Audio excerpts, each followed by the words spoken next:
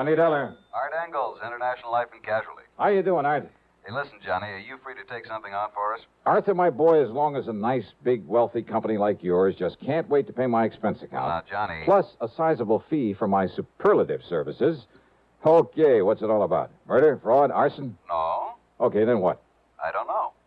Oh, you want me, but you don't know what for. That's right, yeah. Well, that's a switch. Actually, Johnny, it's one of our very important clients wants you. Art, that's not a switch. He has demanded that you and only you be sent over to see him. But he hasn't told you why. That's right. Uh-oh. Now, what do you mean by that? Well, I mean, the last time I took on one of those I don't know why matters, I got slugged, shot at, and thrown off a bridge. Well, Johnny... But okay, Art. I'll run on over and see you.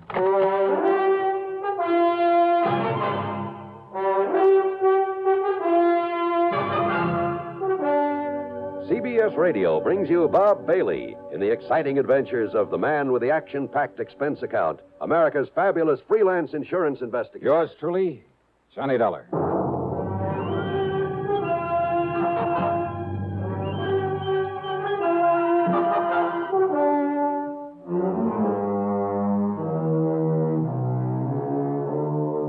Expense account submitted by Special Investigator Johnny Dollar to the International Life and Casualty Insurance Company, Hartford, Connecticut office. Following is an account of expenses incurred during my investigation of the Phony phone matter.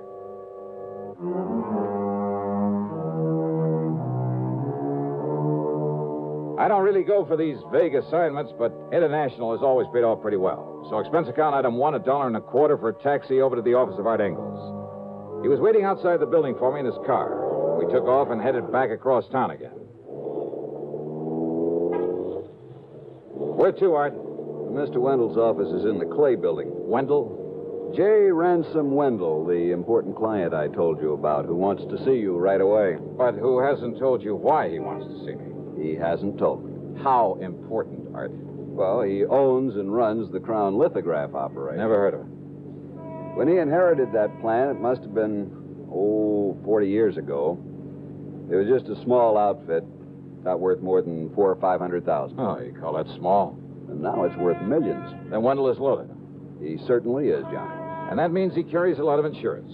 One of our biggest accounts. Life insurance on himself. How much? $500,000. Wow. Insurance on his wife for the same figure. Policies on his home, his cars, plant, personnel. Well, I make no bones about it. Even if his calling for you is only to satisfy some sort of a whim, we can't afford to turn him down. Some sort of a whim? Yeah. You mean it could be? Yeah. Johnny, he's so used to having his own way. You know, because of all his money. Oh, wait now. Hold everything. Yeah. J.R. Wendell. Alimony Wendell? That is our boy. Married 5, 6, 7 times? Add 1. And always to some delectable dish he picked out of the chorus line of a nightclub on some Broadway show? That's the one, Johnny. Marries him, finds out all they want is his money, pays him off, then goes ahead and does the same thing all over again. Oh, brother. But according to the newspaper stories a couple of years ago, he swore he was through with those gold diggers, that he'd never again pay off another one of them. Mm-hmm. So what happened? What happens? 9-10 months ago, he puts a ring on that dancer, Lavon Laverne. Yikes. Whereupon she promptly puts a ring in his nose and starts making the usual dent in his bank account.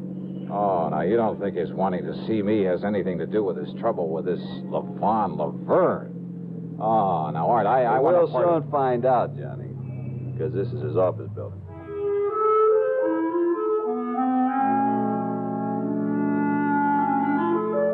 Wendell's office was huge.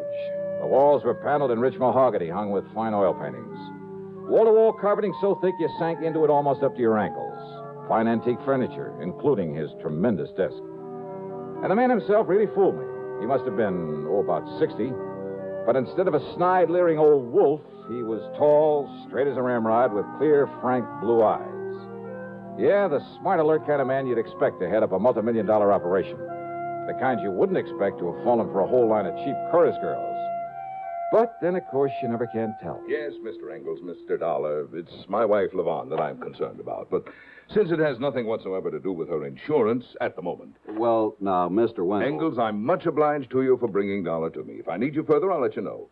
Well, if I can be of any help in this No. matter... Dollar and I can handle this alone, so you just run along.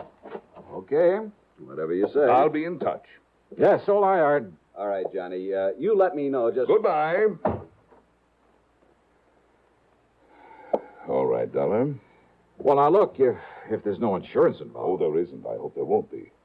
I'm quite sure there won't be. Nonetheless... You say this concerns your wife. Yes. Yes, it does. Well, far be it from me, Mr. Wendell, but I had a notion you were through with marrying all these pretty young girls. I made some bad mistakes, Dollar. 7 of them, to be exact. Cost me a lot of money, a lot of heartache. Took a lot out of me. Oh, let's face it, I pretty much made an old fool of myself. Instead of paying off those girls, those leeches, to get free of them, I should have... I at least profited by the mistakes I made. What do you mean, sir? I mean, Levon. Young, beautiful. Maybe she is no mental giant, but she's made me a good, a loving, a devoted wife. Well, I'm glad to hear that, Mr. Wendell. But now what's the problem? Fear. Fear. Yes, Levon's. But fear of what, sir? Fear, Mr. Dollar, of being murdered.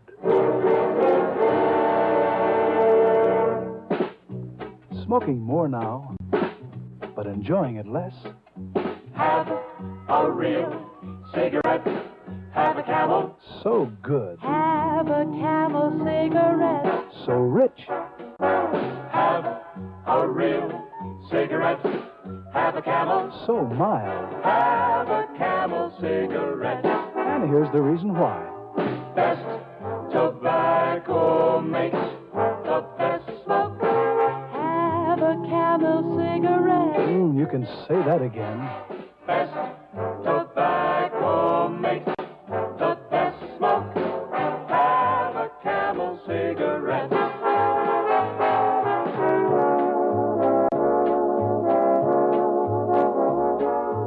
If you're smoking more these days, but enjoying it less, then change to Camels, the best tasting cigarette of all.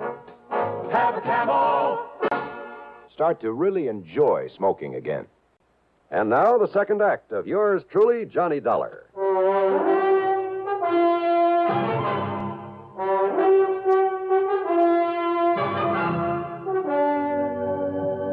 Now, wait, Mr. Wendell. Your wife, Levon, she's been threatened with murder. Threatened? No. I'm afraid I don't understand. But, Dollar, she's fearful that someone is going to kill her. It's been going on for several weeks now. Why? I don't know. All I know is that she's become terribly upset over this idea, this fear. I've called on you to see if you can determine for me if there are grounds for all this apprehension. What if she hasn't received any direct threats? She hasn't, at least none that I know of. Well, she says that she hasn't. Well, no, look, Something wait. has gotten her into this unfortunate state of mind. I don't know what it is. But I hope you can find out for me. You sure you shouldn't have called in a psychiatrist? Have one of those stupid, money-grubbing head shrinkers ask her a lot of silly questions. Oh, no, wait. Some of them are pretty good. Can do a lot of good in a situation like this. Dollar. Because I know Levon. I know what her reaction would be. She's nervous and upset enough about these fears as it is. But you, posing as an old friend, as our guest there at the lodge. Your lodge, Mr. Wendell? Yes, over on the Peekabuck River above Farmington. It's a little place we keep as a sort of retreat, a place to get away from it all. I see. When I left the house here in town a few minutes ago, I told Levon we'd meet her there for lunch and start the weekend a little early. We, huh? I told her you're an old friend. Come east for a bit of a vacation. Oh, from where? Los Angeles, Hollywood. Oh. You are familiar with the West Coast, I hope. Oh, enough to talk about it intelligently. Good. Well, then why don't we leave right away? Mr. Wendell. We'll stop at your apartment so you can pick up some clothes, then we'll head on up to the lodge. Excuse me. But now look here, Yes, sir. I'm. Mr. Wendell? Miss Barker, have my car brought around, please. Yes, sir. I'll be gone until Monday. Have a pleasant weekend, Mr. Wendell. Thank you. Well, Well, I still don't quite understand what you expect me to do up there at your lodge.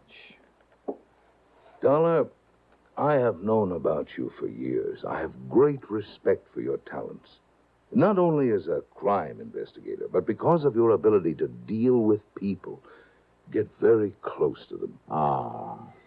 People like your charming and beautiful wife, Mr. Wendell? Oh, no. I'm very serious, Dollar.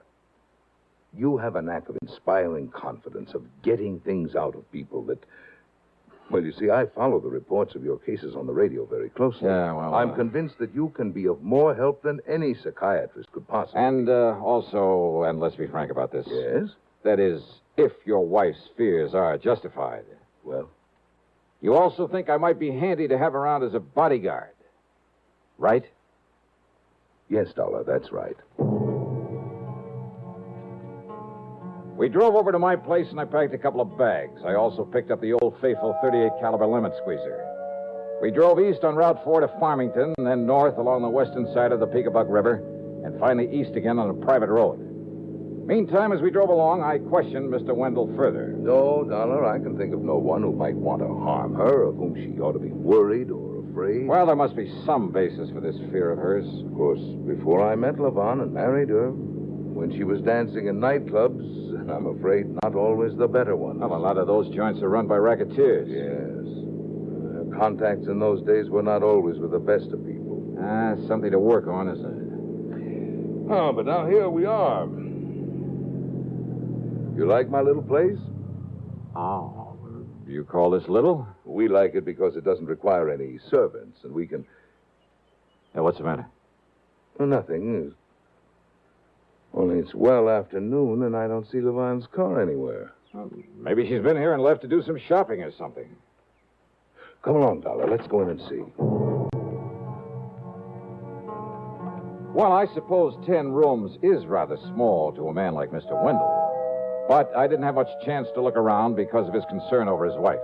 He went through the motions of pouring a couple of drinks. I just don't understand this, Dollar. It's almost 1 o'clock. She's always on time. Will you excuse me? I'm going to see if something's held her up at home.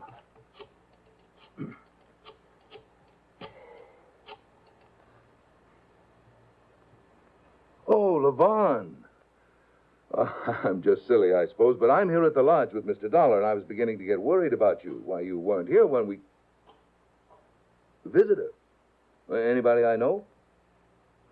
Vonnie, you sound worried about something. What is it, dear? Vonnie? Vonnie?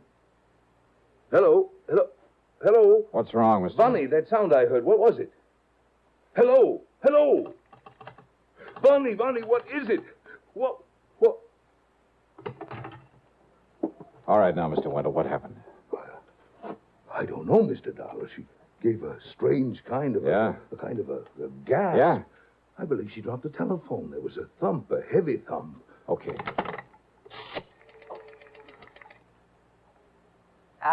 Operator, get me police headquarters in Hartford. Make it homicide.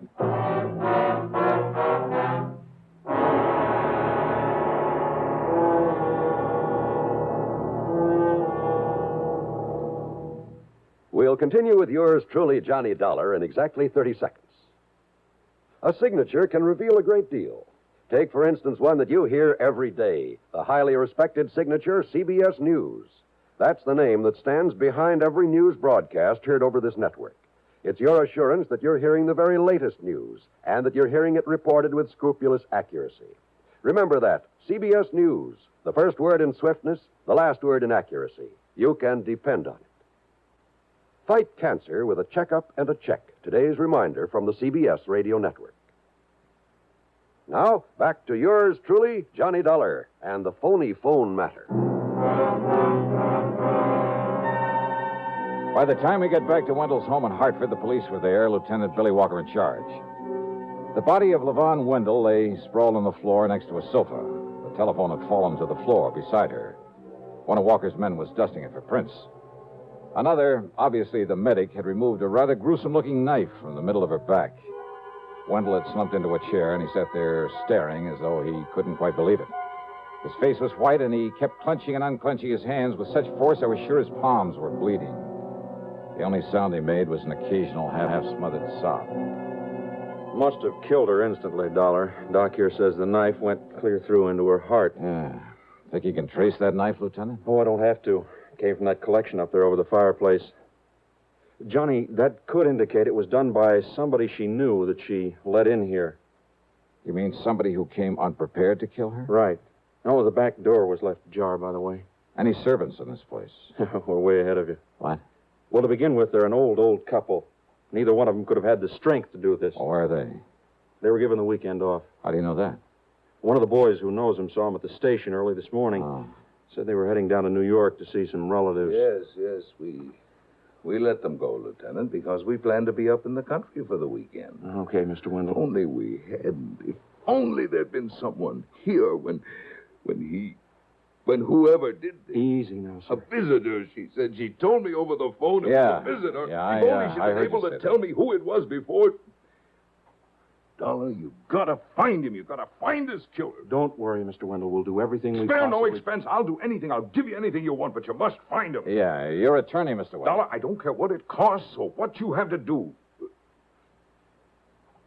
My attorney? You'll have to be notified of this immediately. Who is he? Oh, Spidel. Harold Old Spidel. I'll take care of it as soon as I can pull myself together. Now, look, you can't be of any help at the moment, so why don't you just sit down and, better still pour yourself a drink. A drink? Yeah, do you good. Go ahead. Yes, perhaps you're right. Perhaps Lieutenant. Oh, wait a second, Johnny. You sure of that, Mac? Okay, I'll take your word for it. Sure of what? Johnny, the only prints on that phone are hers. You'd think in a household like this, unless somebody wiped them off just in case. Of course, Lieutenant. Look, I'll see you later. What? I borrowed Mr. Wendell's car without bothering to ask him for it. I drove to the office of lawyer Spidel, all on a big fat hunch. And I thought he might be able to help me with a better understanding of the whole Wendell setup. You know something? I don't think he'll ever know how much he did help me. Well, as long as you were there with him at the lodge and heard the phone conversation with her. Why, yes. Of course, it's too bad, Levon, going like this, but, Dollar, I can't say I'm at all surprised. And, by the way of being cold-blooded about it, well, it saves Wendell the trouble and expense of another divorce, more alimony. Yeah. Dollar, he is one of the most clever, the most ruthless businessmen I've ever known. Yet these girls, one after another, have been able to take him for so much. And you don't think this one would have lasted? Huh? I'm certain of it. But I thought he and Levon were getting along pretty well. Oh, I suppose he may have thought so. I don't see why, though. Oh, what do you mean? Some of the others were pretty expensive while he was married to them. They all were afterward, but none of them compared with Levon. Did you ever see one of her lavish nightclub parties? No. Why, the other night, last Tuesday, I just happened to be in the Purple Cat over in... Now, mind you, I'm not a nightclub habitué. Mr. Spidel, I Yes? think I'd better be going. Oh, but I thought perhaps I could be of help to you. Oh, you've been plenty of help. After all, I know the names of many of the gangsters with whom this girl was formerly associated. Oh, I'm sure you do. Any one of whom might be a possible suspect. More so than Mr. Wendell himself? Wendell himself? Think that over. But you were with him there at the lodge. You heard him talking to her on the phone when it happened. That's so? Of course. You yourself are his perfect alibi. Am I? Yeah. That telephone conversation. So item 2 on the expense account is 10 cents for a phone call to my favorite gal friend, Betty Lewis. As I expected, she was willing to go along with a little stunt I had in mind that might blow this whole murder case wide open. By the time I got back to Wendell's home, the police and his wife's body were gone. And he'd calmed down all right. There were several empty glasses at his elbow. You were right, Dollar. I've pulled myself together enough to realize that what's happened has happened. Oh, I forgot to call my attorney, as you suggested. I'll do it right away. No. Wait, I want to talk to you. Yes? Besides, I'm expecting a call myself on that phone. Oh, you made some progress? Yeah, quite a bit, I think. Well, good. I understand that as a businessman, you're pretty ruthless. Doesn't sound nervous upset to me. What? And what you know, that phone conversation there at your lodge was pretty smart. Will you please start making sense, Oh, Dollar? and I was pretty dumb. I should have realized you couldn't have dialed this number from up here. Just a minute. Sorry, I want to get this call. Dollar! Hello? Hi, hon. This is Betty. Yeah, this is Johnny Dollar. Oh, then it is for you. Now, do I gotta hang up and leave you with an empty line the way you said I should? Yes. Oh, gee. Yes. Okay. Bye, sweet. Yes, I'm alone here. What? I'll give you 500 if your info is accurate. What is it, Mr. Dollar? No, 500 is the limit. Unless you're willing to appear and testify in court. Okay, then it's 1,000. Come on over here and I'll give it to you. If you can give me enough facts right now to prove you were here. What goes on there, Dollar? Oh, you actually saw him, huh? Through which window? Yeah? Side of the room? Yeah, I can see it from here. Who are you talking And to? you actually saw him take the knife from his collection over the... Yeah? Yeah. Then he what? The back door? Yeah, I got it. His own car, huh? Well, sure, to his office in time to meet me there. Hang up that phone, Dollar. Excuse me, I've... Hang it up. Yeah, sure. So somebody saw me. Somebody saw me, killer. But when that informer comes here to collect the money you promised Mr. Wendell. Dollar, he's going to get exactly what you're going to get. A bullet in the head. You see this gun? Well, now, Mr. Wendell, my name isn't Matt Dillon. What? But if you think you can outdraw me...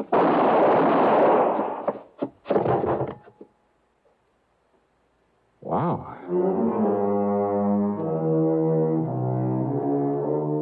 Well, I hope Wendell never finds out that my phone conversation with a mythical informer was just as phony as his. His talk with his wife after he'd killed her, had left her there at the telephone at his home, had set me up for an alibi at the lodge. But then what's the difference where he's going? Expense account total? $1.35. Oh, let's talk about the fee on this one. Yours truly, Johnny Dollar.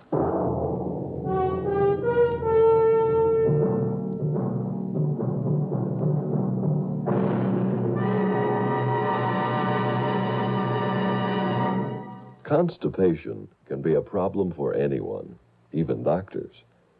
And when constipation occurs, it's interesting to see just what doctors consider important about a laxative they might use or recommend. Well, a majority of the doctors we heard from had this to say.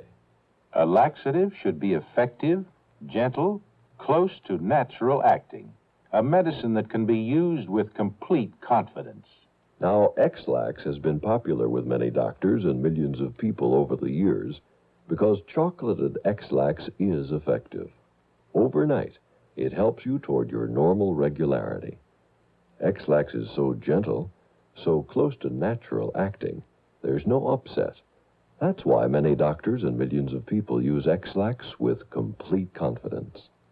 X-Lax, the laxative that helps you toward your normal regularity, gently, overnight. Now, here is our star to tell you about next week's program. Next week, one of my ever-loving gals comes into the case. And believe me, things get complicated. Join us, won't you? Yours truly, Johnny Dollar.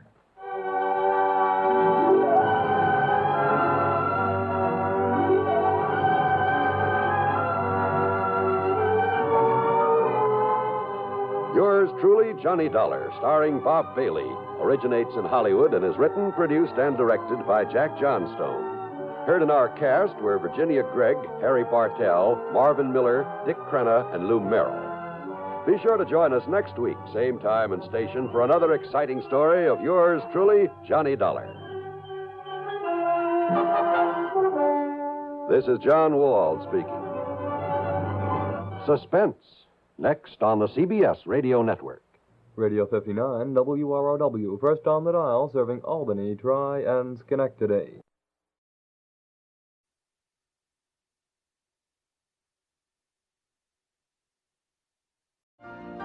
You've been listening to the OTR Gold Network. Find more classic radio at otrgold.com.